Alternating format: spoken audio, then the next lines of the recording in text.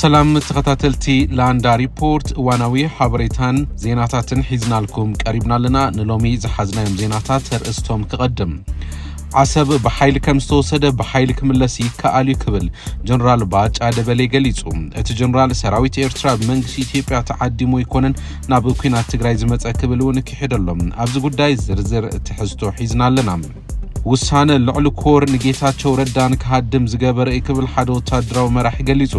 እቲ መራሒ ኣብ ትግራይ ምስ ኤርትራ ይኹን ፋኖ ንረብሓ ህዝቢ ተባሂሉ ርክብ ምግባር ግቡእ ክብል ገሊጸሎ እዚ ጉዳይ እውን አካል ዜናና እዩ ፕሬዝደንት ኢሳያስ አፈወርቂ ኣብ ካይሮ ኣብ ዘካየዶ ቃለ መጠይቅ ሃገሩ ወሰን ባሕራ ባዕላ ንምሕላው ከምትኽእል ገሊጸሎ እዚ ጉዳይ እውን ብዝርዝር ክንሪኦ ኢና ክቡራት ተከታተልቲ ላንዳ ሪፖርት እዚ ዩቲዩብ ቻናል ላይክ ሼር ሰብስክራይብ ምግባር ስድራ ላንዳ ሪፖርት ክትኮን ሓትት ብዝርዝር ናብ ንሪኦም ርእሰ ጉዳያት ክሰግር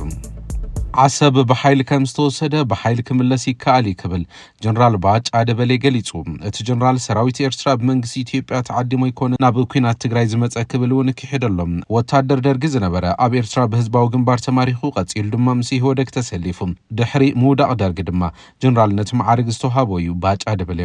ኣብ ግዜ ጽንተታዊ ኩናት መላዓል ፕሮፓጋንዳ ይሰርሕ ዝነበረ ባጫ ደበሌ ከም አብይ አሕመድ ንሱ እውን ጾታዊ ጥቃት ደቂ ኣንስትዮ ዘቃልል ሰራዊት እዚ ሰሜን ብሳንጃ ተደፊሩ ክብል ተሰሚዖሎም የኛ ወታደሮች ሴቶች እኮ የተደፈሩት በብረት ነው በሳንጃ ነው ምንድነው የምትለው ደግሞ ጄኖሳይድ ይለኛል እንዴ 50 ዓመት ምጅማር ኩናት ጽንተት ተታሒዙ ኣብ ኬንያ አምባሳደር ኢትዮጵያ ጀነራል ባጫ ደበሌ ኣብ ዝሃቦ ሰፊሕ መብርሂ ኣብ ማህበር ዴጎ ዝተካየደ ጨፍጫፍ ተጋሩ ደቂ ትግራይ ባዕሎም ዝፈጸሙ ክብል ተሰሚዖሎም የያዟቸውን ወታደሮች ዩኒፎርማቸውን አስወልቀው የራሳቸውን ሲቪል ዩኒፎርም አስለብሰው ገደል ላይ አስቀምጠው አማርኛ እየተናገሩ በጥይት እየመቱ ከገደል እየወረወሩ እኒ ነው ይሄው የተገደለው ይሄው በአማርኛ እንትን ምንድነው እንደዚህ አድርጎ ነው ጅምላ ግድያ የሚፈጽሙት ነው ያለው ምን ተብሏል ይቅርታ መንግስት ወንጀሉን እንዲፈጽም እስኪፈጽም ድረስ አትጠብቅ ራስ ፈጽመ መንግስት ነው በል ነው መመሪያው ሰራዊት ኤርትራ በመንግስት ኢትዮጵያ ተዓዲሙ ዘይኮነስ ህወሓት ናብ አስመራ ሮኬት ተኪሱ ዓዲሙ ክብልውን ተዛሪቦሎም ጋበዘው ገባ ከገባ በኋላስ የኢትዮጵያ መንግስት የኤርትራ መንግስትን ጋብዞ ከኤርትራ መንግስት ጋር ወጋን የሚል ነገር በዓለም ላይ እንዲህ አይነት ስዕል እንዲፈጠር ጥረት አድርገዋል የተወሰነ ደረጃ ይሄንን ስዕል ፈጥረዋል ሰራዊት ኤርትራ ኣብ ትግራይ አትዩ ዝተዋገ ብዕድመ መንግስቲ ኢትዮጵያ ምዃኑ ሚኒስትሪ ዜና ኤርትራ የማነ ገብረ መስቀል ገሊጹ ነይሩ ወታደራዊ አዘዝቲ ኢትዮጵያ እውን ብጀነራል ፊሊጶስ እናተመርሖ እቲ ኩናት ከም ዘካየዶ እውን ክዛረቡ ተሰሚዑ ነይሩ እዚ ሓቂዩ ጀነራል ባጫ ክሄዱ ካልእቲ ጀነራል ዘልዕሎ ጉዳይ ዓሰብ እዩ ሚእታዊ ዓሰብ ናይ ኢትዮጵያ ክብል ተሰሚዖሎም ኣብ እዋን ደርጊ 5 ራስ ገዝ ዓድታት ነይረን ካብአን ኤርትራን ዓሰብን ይርከብዎን ኢሉ ኤርትራን ትግንጸል ድማ ራስ ገዝ ዝነበረት ዓሰብ ምስ ኢትዮጵያ ክትቀጽል ይግባእ ነይሩ ኢሉ ጀነራል ባጫ መራሕቲ ኤርትራ ብቅልጽምና ኢና ወሲድና ይብሉ አድላይ እንተኮይኑን በኃይል ክምለስ ይኽእል ክብል ተዛሪቡ ዓሰብ የኢትዮጵያ ነች ያለው ዓሰብ የኢትዮጵያ ስለሆነች ነው 100% ፒሪድ ዓሰብ የኢትዮጵያ ነው ማስረጃ ኤርትራ ከኢትዮጵያ መንግስት በኢትዮጵያ መንግስት ቅኝ ተገዝቻለሁ ነው የሚሉት ቅኝ ተገዝተናል የሚሉት ከሆነ ኢትዮጵያ ቅኝ ከገዛቻቸው ኢትዮጵያ ደግሞ እነዚህን በሙሉ አካባቢዋን በተለይም በደርግ ጊዜ በሙሉ አደረጃጀት አለው ቴሪቶሪያል ኦርጋናይዜሽኑ ማለት ነው then በዚህ ቴሪቶሪያል ኦርጋናይዜሽን ኢትዮጵያ 5 ራስ ገዞች ነበሯት ኤርትራ ራስ ገዝና ትግራይ አንድ ራስ ገዝ ነው አሰብ ሌላው ራስ ገዝ ነው ድሬዳዋና ኦጋዴን ነበሩ አምስቱ በዚህ ራስ ገዝ ነው ስታስተዳድር የነበረው አሰብ ራስ ገዝ ነው ሰነድ ኖራት አልኖራት ኤርትራ ነፃ ወጣች ነፃ ከወጣች በኋላ ቴሪቶሪያ ምንድነው አሰብን አይጨምርም ራስ ገዝ የሚባለውን ቴሪቶሪ ይዛ ነው ነፃ መውጣት የነበረባት አይ ለምን እዛ ትሄዳለች አሰብን እንጨምርባት ተባለና አዲስ አበባ የነበረው ኤርትራዊ ደግሞ አሰብን ጨምርላቸው እንጂ አሰብ አሁንም የኢትዮጵያ አንጡራ ሀብት ነው አሰብን የወሰዱት እነሱ ራሳቸው እንደሚሉት በቅልጽምና አይደለም የሚሉት አዎ ይሄን መጫጣን እንጂ በጉልበታችሁ ነው የወሰዳችሁት አዲስ አበባም ጉልበት ፈጥራችሁ አስመራም ጉልበት ፈጥራችሁ ሁለቱም ቦታ ማንም እንዳይናገር አንገት አስርቅ አስቀብራችሁ የሽግግር መንግስት ሆናችሁ ይያለ በኢትዮጵያ ዳር ድንበር ላይ መወሰን እንደማትችሉ በራሳችሁ የሽግግር መንግስት ቻርተር ተቀምጦ እያለ ሶሪ ይሄ ሁሉ ተቀምጦ እያለ በጉልበታችሁ በቅልጽማችሁ በሱሪያችሁ ነው አሰብን የወሰዳችሁት የምንለው ነገር ይሄ ነው። ማነው ጠንካራ ወደር የሌለው ጠንካራ ተብሎ ቢጠየቅ ወቅቱ የደገፈው አይዲያ ነው የሚባለው። በእናንተ ዘመን በጉልበታችሁ በጠመንጃችሁ የኢትዮጵያን አንጡራ ሀብት በተንኮልና በሸፍጥ አስመራና አዲስ አበባ ሆናችሁ ወስዳቸዋል። ያኔ የተናገራቸው የለም። በዛን ጊዜ የሚናገር ሰው አንገቱ ይቆረጣል። አማራ እንደሚተርተው ደረቃቅ ጉሮሮ ይቀዳል። ምን ማለት ነው? መቼ፣ ለማን፣ የት ልናገር የሚል ነገር ነበር ጀኔሬሽኑ የሚጠብቀው። አሁን ደግሞ የኢትዮጵያን አሰብ የሚያስመልስ ጀኔሬሽን ነው ያለው። ስልጣን ላይ ያለው መንግስት የዚህ ጀኔሬሽን ነው። በጠቅላላ የኢትዮጵያ ህዝብ በዚህ ተግባብተዋል። አሰብን እንዴት ነው የምንመልሰው? አሰብ የኛ ነው አይደለም። አሁን ጥያቄው እንዴት ነው የምንመልሰው ነው። ስለዚህ አዎ በጉልበት ነው የወሰዳችሁት። በጉልበት የወሰዳችሁትን በጉልበት ይመለሳል ክፉ ከመጣ። በፕሬዚደንት ኢሳያስ ዝምራሕ ስርዓት ኤርትራ ንሕወሓትን ካልኦት ኣብ ኢትዮጵያ ዘለዉ ዕጡቃትን ወታደራዊ ድጋፍ ሃብ ምስ ኤርትራ ንምውጋእ እኹል ምክንያት ይሉ ምስ ኤርትራ ክንዋጋእ እንደልን ኮይኑ ግና ሉዓላውነትና አድላይ ኣብ ዝኾነ ክነኽብር ኢና ክብል ተዛሪቡ እዩ። ቲፒኤልኤፍን እያስታጠቀ ከዚህም ከግራም በአማራም በኦሮሞም መሳሪያ እየላከ እያሰለጠነ እያስታጠቀ እንዴ ከዚህ በላይ ምንድን ነው የሚፈልገው? ከኤርትራ ጋር ለመዋጋት ይሄ እኮ በቂ ነው። በቂ ምንም አያስፈልግም።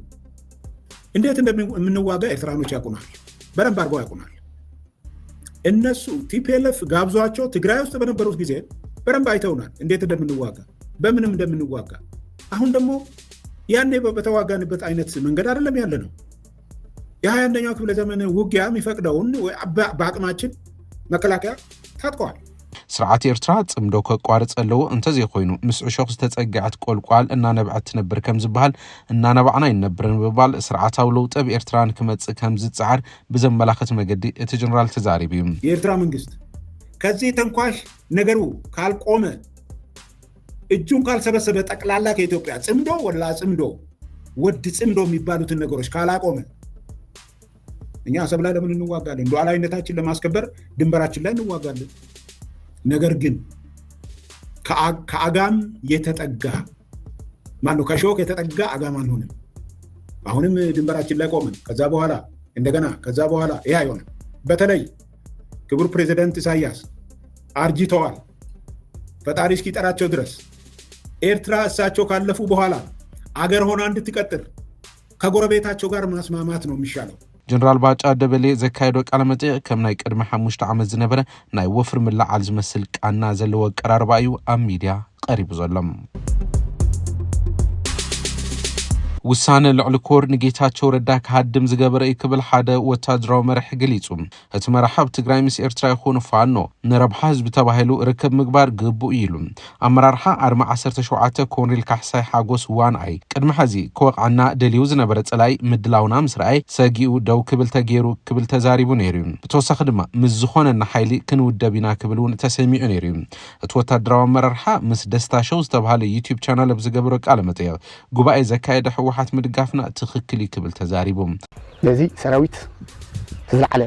ልዕሊ ኮር ዝተባሃለ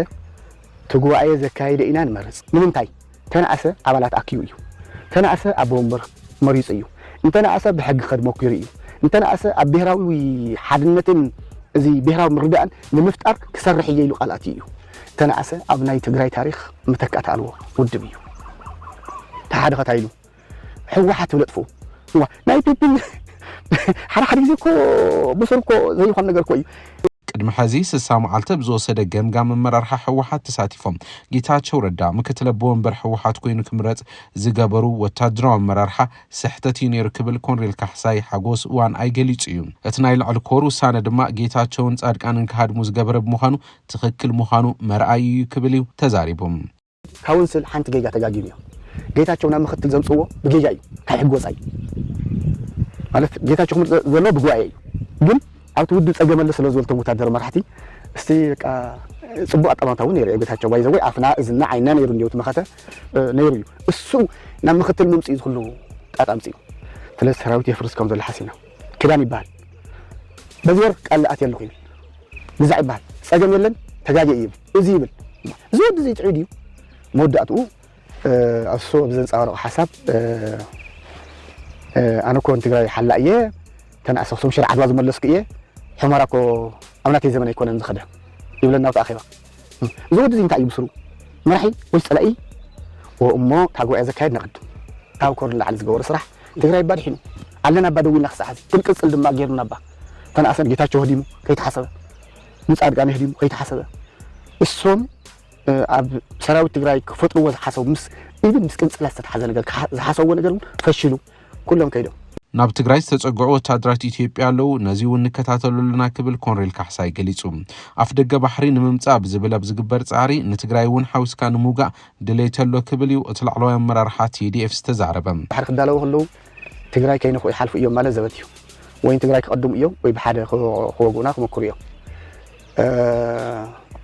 እሳቶም ዝዳለውሉ ነገር ኣሎ ኣጽዋራት ሰማይ ነፈርት ውግእ ድሮናት ናይ መሬት ኣጽዋር እውን በቃ ተዘሎ ኣኪቦም ኣለዉ ኣኪቦም ስለ ዘሎ እሱ ካብኡቲ ናይ ዕዳጋ ወታደር እውን ሓሲቦም ክንስዕሪና ኢሎም ክኾኑ ይኽእሉ ወይ እውን ክንስዕሪና ኢሎም ክኾኑ ይኽእሉ እዮም ብኣውሩ እሳቶም ብግዛዕ ዝሓስኹም እዚ ናይ ዓሻስያ ጨዋድኡ ተሓበጦ ዝሓሸ ይመስሎ ዝዓይነቱ ከምኡ ይዳለዉ ኣለዉ ናይ ቀይሕ ባሕሪ ኣጀንዳ ኣካል ኮይና ብሓደ ምክንያቱ ሓደ ግንባሮም እሱ ምዃኑ ግልፂ እዩ ተሰነይ ከም ዝኸውን ብሕሞራ ተሰነ መስመር ካልኣይ ግንባሮም ድማ ተሕሊፍና እዮም እዚ ሽረ ኣክሱም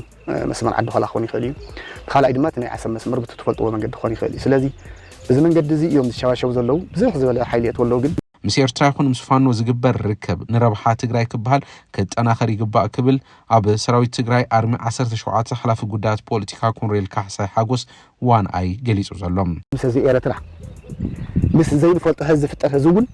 ርክብ ተምህልወና ዘይንፈልጦ ህዝቢ ዝተፈጠረ ህዝቢ ተዝህሉ እውን ምንም ፀገም ይብሉ ትኽክል እዩ እዛ ህልቂት ናይ ክልል ሰለስተ ኢሊት እዮም ንትግራይ ኣቢሎም ጎሪሖም ገሊጦምዎም እቲኦም እምበር كنركول إلى له حفرة يوم زيوم لحد صحيح صح نتفق من له قلنا قيهم يوم قالوا تأمم زلهم بر فلفلتي منشي ناكل الثلاثة مرحتي اللي تاتني يوم هالكيف نتجري مس فان ركبت تتجمر نتجري تأكم تخوينه ولا نستوصل مع تخوين أنت عايز أقوم من يزغش شلنا زلوا زي أتخيل زي ኣብ ታሪክ ትግራይ ንሕወሓት ዝመስል ብሉጽ ውድበ ይተፈጠረን ክብል እተኣዛዝ ተሰሚዖም ፕሬዚደንት ኢሳያስ አፈወርቂ ኣብ ካይሮ ኣብ ዘካየዶ ቃለ መጠይቅ ሃገሩ ወሰን ባሕሪ በዓላ ንምሕላው ከም ትኽእል ገሊጹ ፕሬዚደንት ኢሳያስ አፈወርቂ ኣብ ግብጺ ናይ 5 መዓልታት ምብጻሕ ከካይድ ከም ዝቐነየ ዝፍለጥ ኮይኑ ኣብ ዑደቱ ምስ ካይሮ ኒውስ ዝተባሃለ ቴሌቪዥን ሃገር ሰፊሕ ቃለ መጠይቅ ኣካይዱ እቲ ፕሬዚደንት ንኩነታት ሶማልያ ኢትዮጵያን ደቡብ ሱዳን ጥቂሱ ኣብርሂ ሶማልያ 3300 ኪሎሜትር ገምገም ባሕሪ ዘለዋ ሃገርያ ክንድዚ ዝነውሓቱ ገምገም ባሕሪ ኣብ ስትራቴጂካዊ ስፍራ ድማ ነቲ ሃገር ርግኣት ከሊኡ ዋይሉ ሽግር ሶማልያ ድማ ውሽጣዊ ሽግር ጥራሕ ዘይኮነስ ዞባውን ዓለማውን ጉዳይ ኢሉ ንኢትዮጵያ ድማ ኣብ ዝሓለፉ 30 ዓመታት ዝተዓዘብናዮ ዓሌታዊ ፍልልይ ዓሌታዊ ምምቃል ዘይምርግኣን ኢሉ እታ ካብ ሱዳን ዝተነጸለት ደቡብ ሱዳን እውን ብኩናት ሕድሕድ ዝተሓመሰት ዘይርግእቲ ሃገር ኮይና ኣላ ብምባል ነዚ ጉዳያት ንምፍታሕ ብምባል ዝስለፉ ዘለዉ ሃገራት ወቂሱ ብሰበብ ምፍታሕ ዝሽግራት ዝኣቱ በብእዋኑ ፍሉይ ልኡኽ እናተባሃለ ዝስደዱ ዲፕሎማስኛታት ዓቐኑ ዝሓለፈ ተገዳስነት ኣብ ዞባን ነቲ ኩነታት መመሊሱ ይሓላልኾን ዘይፍታሕን ይገብሮን ከም ዘሎ ይገሊጹ ኣብ ነፍሲ ወከፍ ሃገርን ኣብ ነፍሲ ወከፍ ብሄርን ዘሎ ውሽጣዊ ከባቢያውን ኩነታት ክሓላልኹ እንተዘይኮይኑ ጣልቃ ከኣቱ ካብኦም ዝድለ ኣይኮነን ኢሉ ምትሕላኽ ዞም ጉዳያት ግዳማዊ ምትእታው ዝፈጠረ እዩ ዝኾነ ኣካል ልኡኻት ክመጹ ዝሓተተ የለን ኣብዚ ዞባ ንዘጋጥም ጸገማትን ባዕላቶም ሰብ ጉዳይ ክፈትሕዎ ከም ዝግባእ እዩ ተዛሪቦም ባዕሉ ፕሬዚደንት ኢሳያስ አፈወርቂ ግን ጉዳይ ኢትዮጵያ ኢድናን እግርናን ኣጣሚርና ስቑኢልና ኣይነርአን ዝበለ ምዃኑ ይዝከር እዩ ብተወሳኺ ኣብ ጥንታዊ ኩናት ትግራይ ሰራዊቱ ሰሊፉ ብምስታፍ ዓለም ለኻዊ ትካላት ምርመራ ዝረኸቦ ሰፊሕ በደልን ጨፍጫፍን ምፍጻሙ ይዝከር እዩ ፕሬዚደንት ኢሳያስ ኣብዚ ብቋንቋ ዓረብ ዝሃቦ ቃለ መጠይቅ ኣብ ጉዳይ ቀይሕ ባሕሪ እውን ሰፊሕ መብርሂ ሂቡ እዚ መስመር ዓለማዊ መስመርን ፖለቲካዊ መድረክን ምዃኑ ገሊጹ ሃገራት ዞባ ድማ ካብ ዝኾነ ወገን ላዕሊ ድሕንነት ናይዛ ኣህጉራዊ መስመር ማይ ናይ ምርጋጽ ሓላፍነት ኣለወን መስመር ማይ ንምውሓስ ኣበርክቶ ኩለን ሃገራት ቀይሕ ባህር ምዃኑ ድማ ገሊጹ እዩ ስለዚ ሃገራት ዞባ ነዛ ኣህጉራዊ መስመር ማይ ንምውሓስ ኣበርክቶ ምግባር ሓላፍነት ክስከም ኣለወን ካብ ሓይልታት ወጻኢ ዘይኮነስ ባዕለን ተን ሃገራት ብቀዳምነት ገምገም ባሕርታትን ከውሕሳ ኣለወን ኢሎም ኤርትራ ገምገም ባሕራ ከተውሕስ ትኽእል እያ ዝበለ ፕሬዚደንት ኢሳያስ ከምኡን ካልኦት ሃገራት ሶማሊያ የመን ጅቡቲ ሱዳንን ስዑድ ዓረብን ገምገም ባሕረን ከውሕሳ ይኽእላ እየን ክብል ገሊጹ ነዚ መስመር ማይ ንምውሓስ ካብ ዞባ ወጻኢ ዝኾነ ሓይሊ ምውፋር ኣየድልን ድማ ኢሎም ሕብረት ኣፍሪቃ ነዚ ኩሉ ኣህጉር ዘሳቒ ዘሎ ጸገማት ክፈትሖ ዓቕሚ ስለ ዘይብሉ እዩ እዚ ድማ ብሰንኪ ውሽጣዊ ድኻምን ግዳማዊ ምትእትታውን ክብል ፕሬዚደንት ኢሳያስ ገሊጹ ጸገም ዞባ ግዘ እዩ ዝፈትሖ ክብል እውን ተሰሚዑ ኣሎ ክቡራት ተኸታተልቲ ላንዳ ሪፖርት ንሎም ዝሓዝናዮም ጸብጻባት ኣብዛዚምና ኣለና ስለዝተኸታተልኩምና ንመስግን ላንዳ ሪፖርት ላይክ ሼር ሰብስክራይብ ምግባር ስድራ ዩቲዩብ ቻናል ክትኾንና ሓትት ሰላም